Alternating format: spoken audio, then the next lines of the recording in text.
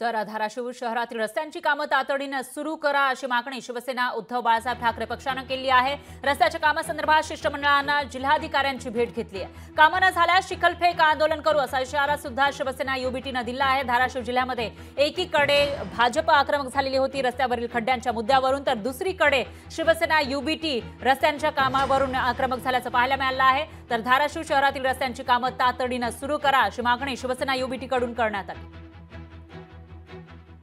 शहरामध्ये रस्त्यांची अवस्था फार बिकट झालेली आहे।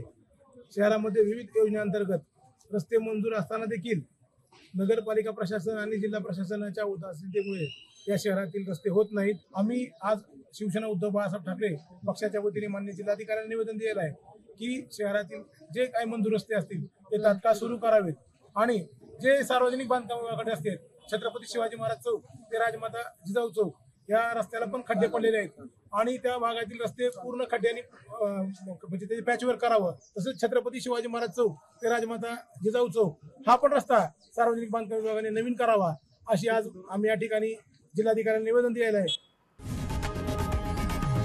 लोकशाही मराठी ऐका, पहा, जागरूक रहा।